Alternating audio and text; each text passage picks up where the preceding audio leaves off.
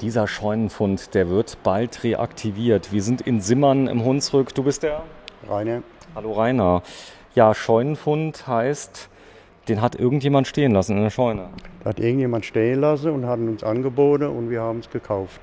Ja, und das hier ist alles, was dabei war. Das heißt, der kam ja als fertiges Auto. Ihr habt den schon mal zerlegt? Ne, der war so zerlegt, wie das alles hier ist. Oh, das Da heißt, fehlen noch einige Teile, wo wir nachbestellen müssen.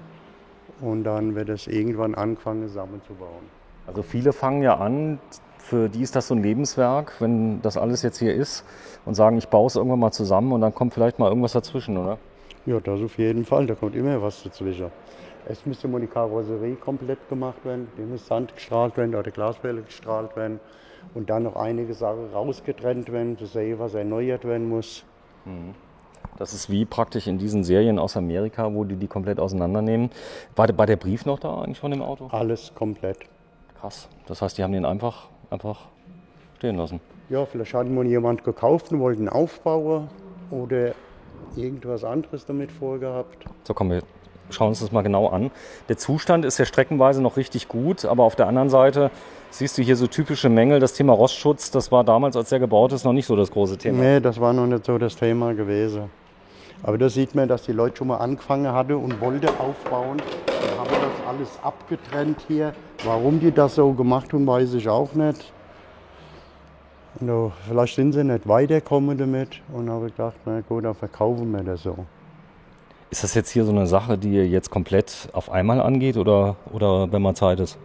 Das ist eigentlich eine Aufgabe für mehr Zeit ist zwischendurch. Aber so zwischendurch ist auch immer so eine Sache, ich kann ja nicht zwei, drei Tage dran arbeiten, dann wieder aufhören. Weil das ist ja nicht in 2-3 Monaten gemacht. Dauer, was denkst du? Ein Jahr?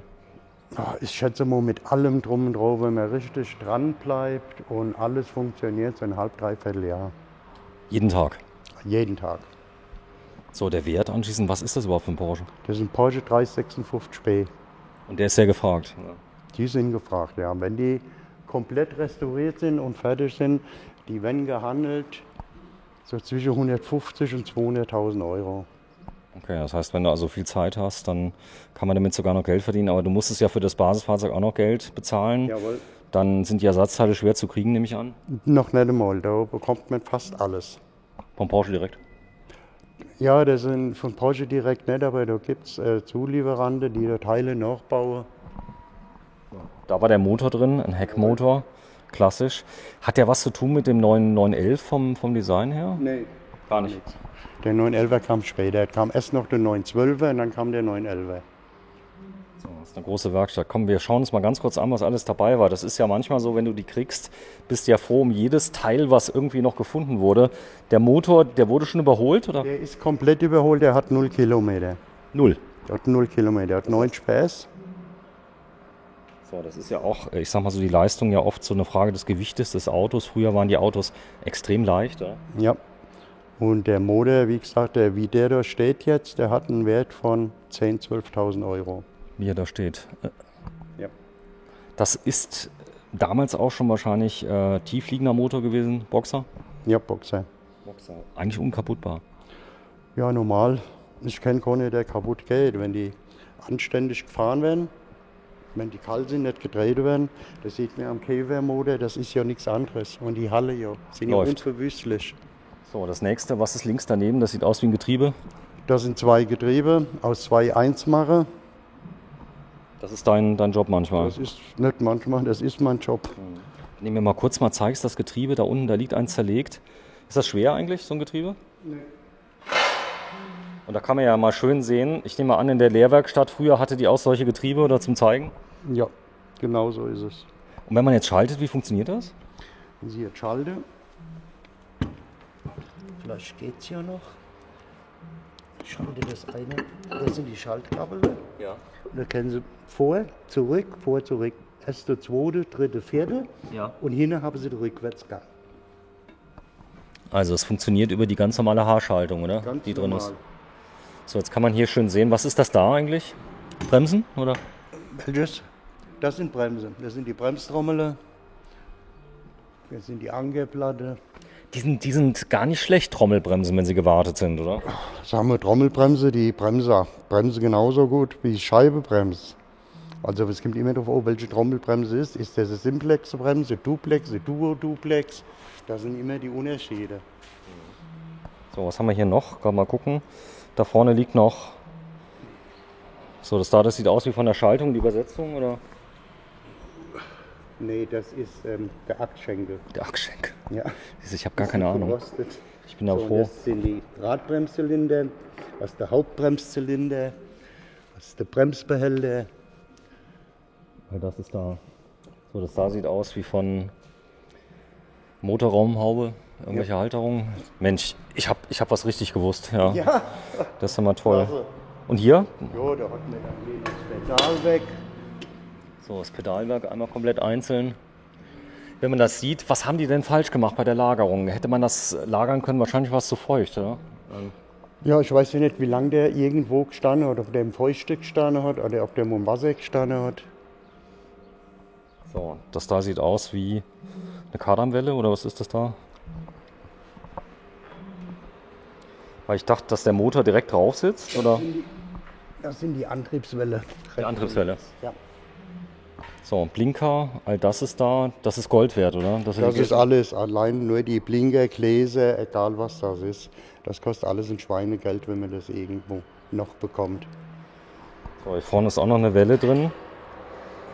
Muss ich mal gerade überlegen, der Motor war doch hinten. Der ist hinten, der Motor. Achso, das ist zum Lenken, ja? Das ist die Lenksäule, das Lenkrad dazu. Sag das mal gerade. Hier vorne sind die Tachos. Umdrehungen pro Minute. RPM.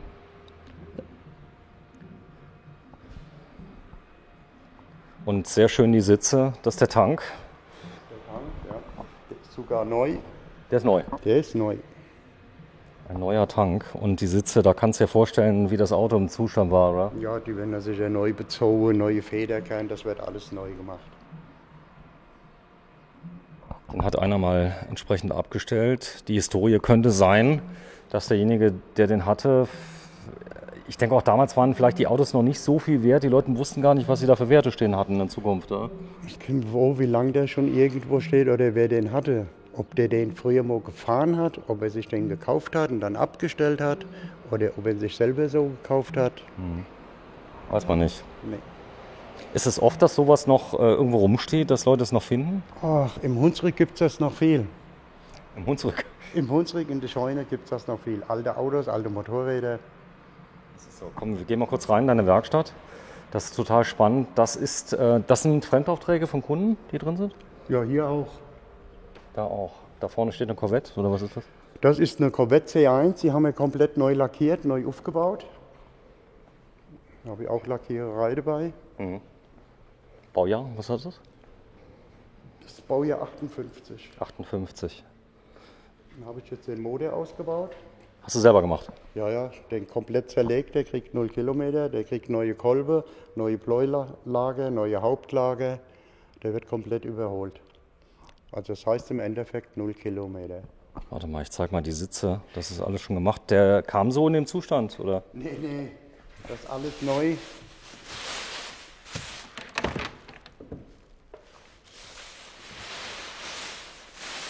Das ist alles neu bezogen worden.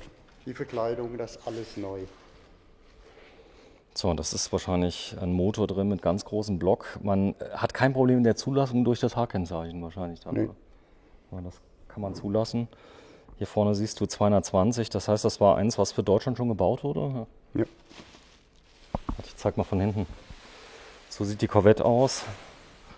1958, ich bin Baujahr 68 und du nochmal 58? Ja, das ist mein Alter. Ist dein Alter? Ja, Krass, da bist du 64, ne? jawohl, wie das Auto. So, da vorne, was ist das für einer? Das ist eine Mercedes Pagode 230 SL. Der ist natürlich sehr schön. Aus Amerika oder aus Deutschland? Wo kommt der? Deutschland. Deutschland. Deutsches Modell. Das ist der Motor. Ja, den habe ich neu gemacht. Auch neue Kolbe, neue Pleulager, neue Hauptlager, Kurbelwelle geschliffen. Und jetzt hat er 0 Kilometer. Bin ich gerade am Zusammenbauen. Es riecht nach Diesellok so ein bisschen. Oder? Ne, Benzin. Benzin. Einspritzanlage gab es schon damals. Ja, hat die Einspritzanlage. Du, 6 Zylinder, Einspritzer. ich bin eigentlich von Haus aus Informatiker, verstehst du? Ja, gut. Ich hab keine Ahnung von Motoren. Macht nichts, ich auch nicht. Aussterbende Rasse, Elektrofahrzeuge, die jetzt kommen, ist das für dich, was fühlst du da? Oh, ich weiß nicht, was ich mit den Dingen anfangen soll. Also wenn ich schon mal keine Geräusche her, irgendwie, ist das nicht so meine Welt. Ja gut, man kann ja einen Soundgenerator. Ja, kann man machen, aber trotzdem, da muss man Gas geben können und da muss ich was bewegen. Ich habe mich noch nicht so damit angefreut. Komm, wir gehen mal raus, zeigen es nochmal. Ja, wir sind mitten im Hunsrück in Simmern. Eure Firma heißt wie? Sim Automotive. Sim Automotive. Frage, was steht hier noch? Hier steht ein DKW, Cabrio. DKW. Der wird auch aufgebaut komplett. Baujahr hier, auch so 60er? 68er. Gut, also wenn ihr das haben möchtet, kommt nach Simmern und ich bin durch Zufall hier gelandet. Ich bin ja vorbeigefahren, habe gedacht, hier der Betrieb, den muss man gucken, denn ihr habt hier Schätzchen stehen, das ist ich sag mal, der wahre Wahnsinn, oder? Ja, was heißt ein Schätzchen? Ich meine, der eine mag das, der andere mag das. Es kommen ja oft immer Kunden rein und die meisten Kunden, die sagen, oh, ich muss mal gucken, was ihr da stehen habt. Da habe ich gesagt, vom Gucken kann ich nicht leben. Gell? Und dann fragen die immer nach den Preisen und so und sagen, ja, hätte ich auch gern. Ja, aber Wobei das gar nicht so teuer ist, wenn du siehst, was da drin steckt an Arbeit, an so einer ja, Restauration. das schon, also sagen wir, wie die C1 jetzt, wenn die komplett fertig ist, die ist komplett, das ist ja alles gemacht, jetzt nach der Mode gemacht und so. Preis von der? 120. Ja gut, dafür ist die quasi in Zustand, als wäre Ja, sie... top, richtig top. Gell? Das ist mit der C1, die werden ja auch gehandelt, zwischen 70 und 90, je nach Zustand. Wie die Pagode auch, die kostet auch zwischen 70, 90 und 100.000. Ist das eine Wertanlage, wenn du sowas zum Beispiel vor 20 Jahren Eigentlich gut schon, gekauft hast? eigentlich schon, ja. Tipp ist, wenn man sowas stehen lässt, auf was ist zu achten? Also wenn man Ja, wenn man sowas stehen lässt, ich meine, ab und zu fahren auf jeden Fall und dann irgendwie vielleicht anheben, dass die Räder alle frei sind und wie gesagt, den Motor ab und zu mal laufen lassen, aber nicht 5 Minuten, nicht, dass die Zündkerze zugeht und so. Und wenn es geht, immer mal rund fahren, So ist das. So, in Simmern sind wir und die Firma heißt nochmal wie Sim? Sim Automotive. Sim Automotive. Bis gleich. Danke fürs Einschalten. Tschüss.